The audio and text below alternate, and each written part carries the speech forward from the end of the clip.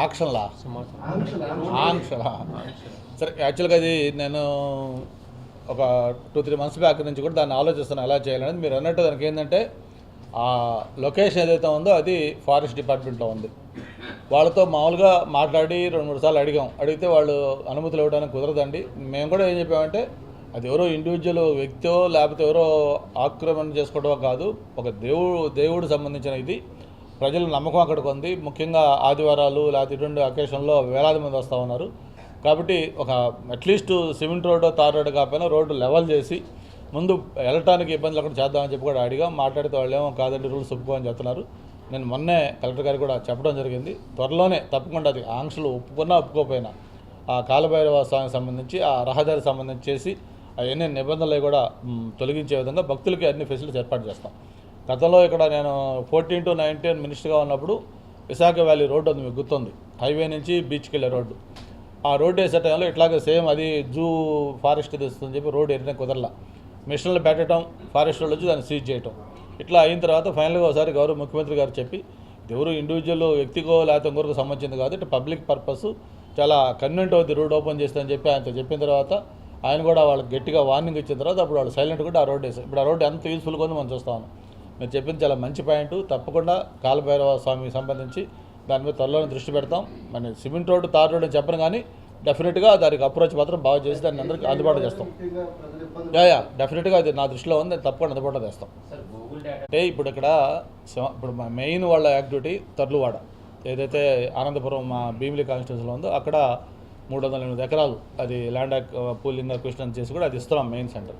దాంతోపాటు అడివరం, రాంబెల్లి 2 చోట్ల కూడా పెట్టాలనుకుంటున్నారు. దాని మీద ఆల్రెడీ ప్రభుత్వం అక్కడ సింహాచలం సంబంధించి కూడా ఇవ్వాలనుకుంటున్నారు.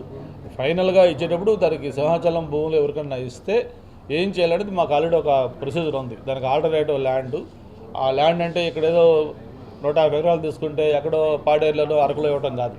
దానికి ఏ వాల్యూ ఉంటుందో ఆ వాల్యూకి సరిపోయేంత ల్యాండ్ వాళ్ళకి ఇవ్వాలి. ఇప్పుడు మనం సింహాచలంకి ఎప్పుడో చేస్తాం. ఒకవేళ అది కానీ గూగుల్ వాళ్ళకి ఇది ఇక్కడ సరిపోతుంది బాగుంటుంది అనుకుంటే దానికి విలువతో సమానమైంది, ఎక్స్టెన్షనే కాదు, వాళ్ళకి అందరికీ ఆమోదయోగ్య విధంగా వాళ్ళకి ల్యాండ్ ఆల్టర్నేట్ ల్యాండ్ ఇస్తాం.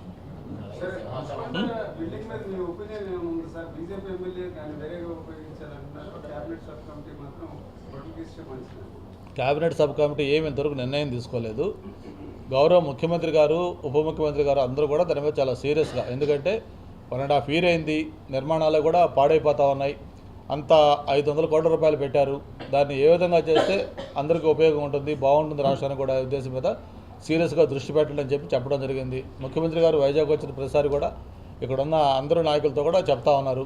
అందుకే దాన్ని స్పీడప్ చేయడం కోసం క్యాబినెట్ సబ్ కమిటీ వేశారు. పయ్యావల కేశవ్ గారు, దుర్గేష్ గారు, స్వామి గారు, సత్యకుమార్ గారితో వాళ్ళు ఇప్పటికే 4-5 దఫాలు కూర్చున్నారు. రకరకాల ప్రపోజల్స్ తీసుకుంటా ఉన్నారు. వాళ్ళ దగ్గరికి వాళ్ళు కొన్ని హోటల్స్ వాళ్ళు మేము తీసుకుంటాము, మాకు ఈ విధంగా అయితే అని చెప్పి వాళ్ళు కొన్ని ప్రపోజల్స్ ఇచ్చారు. అవన్నీ చెప్పారు తప్ప దాని మీద ఏ నిర్ణయం తీసుకోలేదు. విష్ణుకుమార్ రాజు గారు చెప్పింది ఏంటంటే ఇక్కడ స్థానిక ప్రజాప్రతినిధులతో మాట్లాడమన్నారు. వాళ్ళు కూడా క్యాబినెట్ సబ్ కమిటీ కూడా త్వరలోనే వైజాగ్ రాబోతా ఉన్నారు. ఇక్కడ అందరితో కూడా మాట్లాడతారు. ఆల్రెడీ దాని మీద బిల్డింగ్ సంబంధించి కూడా ఇంకేమైనా నిర్మాణం ఎక్స్ట్రా చేసుకోవచ్చా, పైన ఎక్స్ట్రా రూల్ వేయచ్చా, లేకపోతే ఇంకేమైనా పక్కన ల్యాండ్ కింద ఉందా, ఇవన్నీ కూడా వైబుల్ కావాలంటే తీసుకోవడానికి ఎలా చేయాలి, అసలు ఏం చేయాలి, అక్కడ హోటల్సా, టూరిజంకి సంబంధించా, లేదు ఇంకోట ఏంటనేది ఇంతవరకు ఏమీ నిర్ణయం ఏదో తీసుకోవాలి. విష్ణుకుమార్ రాజు గారు ఏంటంటే మాతో కూడా మాట్లాడినారు, తప్పకుండా అందరితో కూడా మాట్లాడి నిర్ణయం తీసుకుంటారు. అది చేసింది అది ఆంధ్రప్రదేశ్ సంబంధించినటువంటి ఆర్కియాలజికల్ డిపార్ట్మెంట్లో సో మాన్యుమెంట్స్ కానీ విడిపోయి దాదాపు ఇప్పుడు ఒక 7 సంవత్సరాలు 8 సంవత్సరాలు అయిపోయినప్పటికీ ఇప్పటికీ తేలేదు. అదేదో ఇక్కడే పెట్టుకుంటున్నాడు, సాలార్జంగ్ మ్యూజియంకి వెళ్తున్నాడు. అదే తరహాలో మనకి డెవలప్ చేస్తే ఆ ప్రపోజల్ కూడా ఉంది. ఇప్పుడు ఇది ఏది చేయాలనేది హోటల్కి ఇవ్వాలా, లేకపోతే మ్యూజియం చేయాలా, వరల్డ్ ట్రేడ్ సెంటర్ లాగా దాన్ని పెట్టాలా, లేకపోతే స్పిరిచువల్ సెంటర్ చేయాలా, లేకపోతే ఇంకోటి చేయాలా, ఏది చేయాలన్నా కూడా మెయింటెనెన్స్తో కూడుకోదు ఫస్ట్ పాయింట్. ఇప్పుడు ఊరికే దాన్ని అక్కడ పెడితే అట్లా వదిలేటే కుదరదు, అది డైరెక్ట్గా సీ బ్రిడ్జ్ తగలేదు కాబట్టి ఆ మెయింటెనెన్స్ కూడా చాలా ఎక్కువ అవుతుంది. ఆ మెయింటెనెన్స్ దృష్టిలో పెట్టుకోవాలి, ఆ లొకేషన్ శానిటీ దెబ్బతినకుండా చేయాలి, ఇవన్నీ దృష్టిలో పెట్టుకొని అందుకే ఇంత డిలే అయింది. ఎందుకు అయిందంటే దాన్ని అందరూ మెచ్చుకునే విధంగా నిర్ణయం తీసుకోవాలి, డిలే అవుతుంది. ఓకే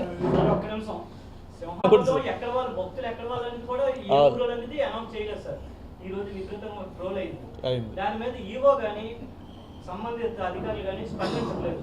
కనీసం పోలీస్ కంప్లైంట్ ఇస్తే రేపు పొద్దున అటువంటి తప్పుడు ప్రచారమైనా ఆగుతుంది. మరి దేవుడు కార్యక్రమాలు ఈరోజు మంచి రోజు అటువంటివన్నీ ఈ విధంగా చేస్తున్నారు. నేను అది వైసీపీకి సంబంధించిన లీడర్ కూడా స్పందించేశారు ఇవాళ. ఏమైనా స్పందించాడు? ఇప్పుడే వైసీపీ వాళ్ళు కూడా దాని మీద ఏం స్పందించారు?